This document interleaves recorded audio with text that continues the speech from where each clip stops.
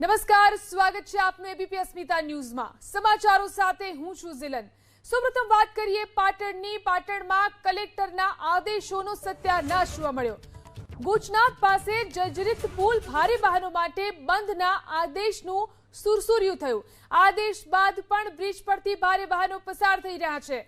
ભારે વાહનોને રોકવા બ્રિજ પર નથી કોઈ સુરક્ષાકર્મી।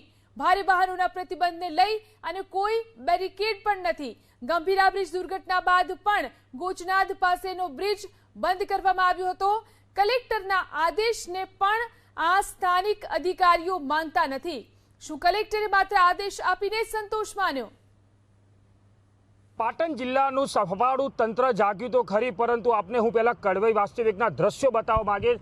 આપ જે આ બ્રિજ ઉપર જોઈ રહ્યા છો તે બ્રિજ છે તે હારીજથી રાધનપુરને જોડતો ગોચનાથ બ્રિજ છે અને કલેક્ટર દ્વારા આદેશ કરવામાં આવ્યો છે કે આ બ્રિજ ઉપર કોઈ પણ મોટા વાહન ચાલકોએ પ્રવેશ કરવો નહીં અને તેના માટે બીજો રસ્તો ફાળવવામાં આવ્યો છે। પરંતુ તમે જોઈ રહ્યા છો આ બ્રિજ ઉપર મોટા વાહન ચાલકો બે ખોફ અહીંથી જઈ રહ્યા છે। એટલે કહી શકાય એક રીતે આ બ્રિજ જર્જરિત બ્રિજ છે તેને કલેક્ટર દ્વારા 2 મહિના સુધી મોટા વાહનો માટે બંધ કરવામાં આવે છે। પરંતુ અહીંના જે વાહન ચાલકો છે તે ક્યાંક મોટા વાહન ચાલકો આ બ્રિજ ઉપરથી પ્રસાર થઈ રહ્યા છે। એટલે કહી શકાય કે એક બાજુ આરએમબી વિભાગ તેમજ પોલીસ વિભાગ દ્વારા પુલના 2 બાજુ બેરિકેડ લગાવવા જોઈએ અથવા સુરક્ષા કર્મી મૂકવા જોઈએ કે જેના કારણે મોટા વાહનો છે તે અહીંથી પસાર ના થાય। પરંતુ અહીં જોવામાં આવે કે તંત્રની બેદરકારી એટલી મોટી છે કે 2 બાજુ કોઈ પણ પોલીસ કર્મી નહીં, કેમ કે કોઈ જાતના બેરિકેડ નહીં, પરંતુ ખાલી ઓનલી ફોર મોટા વાહનો જ અહીંથી પસાર થતા હોય તેવું હાલ તો દેખાઈ રહ્યું છે। એટલે કહી શકાય કે જે રીતના રાધનપુરનો આ જે ગોચનાથનો બ્રિજ છે ને બ્રિજ છે તે જર્જરિત હાલત હોવાના કારણે તંત્ર દ્વારા મોટા વાહનો માટે બંધ કરવામાં આવે છે, પરંતુ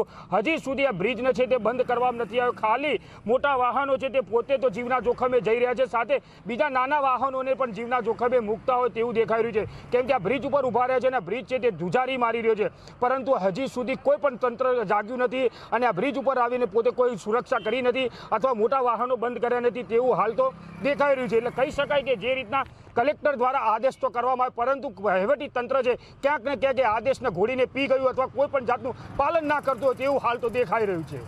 એજાજ મંસૂરી, એબીપી અસ્મિતા, પાટણ।